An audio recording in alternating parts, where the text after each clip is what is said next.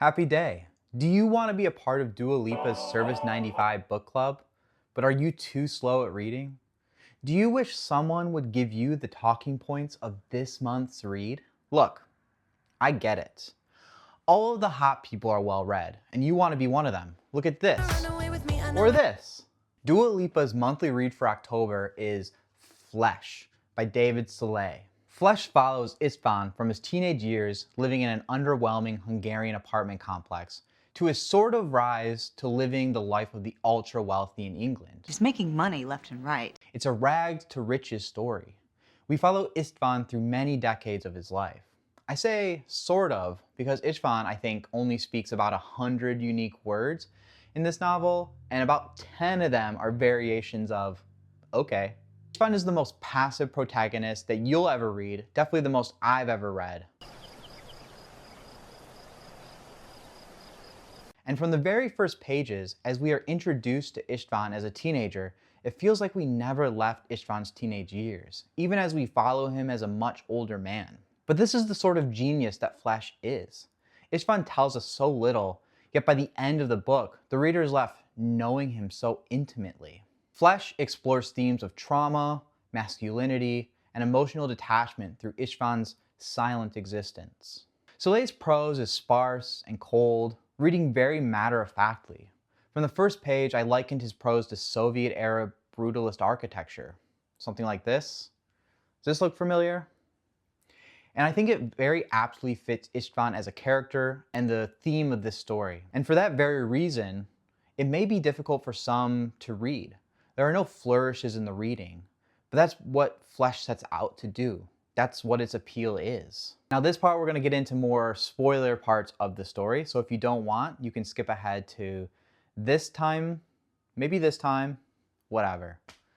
Jumping into it, Flesh is a quick read, or at least it was for me. The pages flew by and I often couldn't put it down, often reading well into the night. Yes. Yes. I like what you've done here. The book only has 10 chapters, each chapter highlighting a specific time in Istvan's life.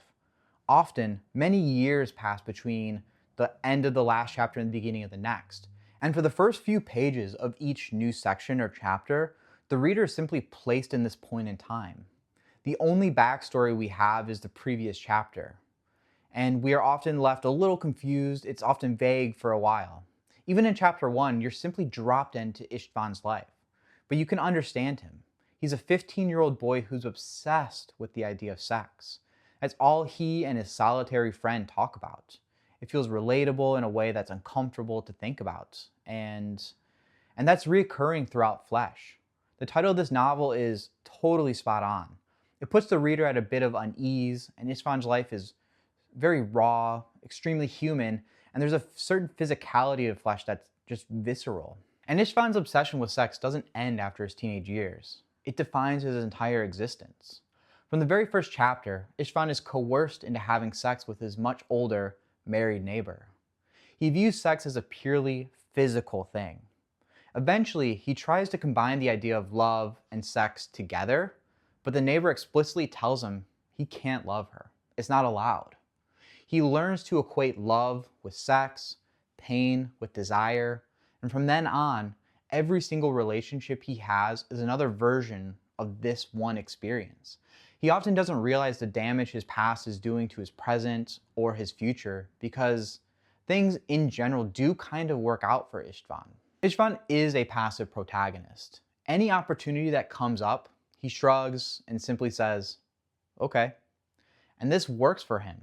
He goes from being impoverished and hungry to taking private jets and driving a Bentley in England. But as Istvan's life changes, he doesn't. His trauma and the emotional detachment that came from his experience as a teenager leave him with absolutely nothing in the end. It's circular. He ends up in the same place he started because he didn't take actions to grow as a person, as a human being. Perhaps because he didn't realize that was what was holding him back, or because it was never expected of him to grow. Expectations play a large role in Istvan's life. He very much embodies that emotionally detached male figure. He's afraid to show his love to anyone or admit his feelings to anyone in his life. including his wife, his son, his mother. He falls back on his physical urges rather than expressing himself. When he feels love, he has sex. When he's angry, he hits something. And when he's sad, he turns to drugs or alcohol to numb his own pain. The reader is made acutely aware of how István feels, but it never escapes the character's mouth. The readers are left watching István's loved ones drift away from him because he won't tell them how he feels, and it's heartbreaking. It caught me by surprise, but at some point in this novel, you realize you care so much about a man who struggles to care for anything else but himself. There are attempts in Flesh, glimpses of hope for István as he tries to get better, but every opportunity is thrust to him. He passively accepts the invitation to go to therapy, to work through his issues after being in the Hungarian army. He does commit because his mother tells him. He commits to medication because his therapist tells him to, but after a while, he falls into old habits. And this is István's story, a feeble attempt offered by someone else, passively accepted by István to work through his own shit. But he doesn't change, or maybe he can't change. There's a level of tragedy to his story. Flesh interweaves a compelling narrative with sparing language, leaving the readers with a melancholic but thought-provoking experience. I don't know if Flesh is for everyone, but it definitely sticks with you, for better or worse. It's hard to say that I enjoyed my experience with Flesh, but I think that's the overall point. It's supposed to be raw, it's supposed to be unnerving, it's supposed to be uncomfortable. And that's okay to read something that's not necessarily enjoyable. That doesn't mean I didn't gain anything from reading Flesh. Like I said, I couldn't put down this book.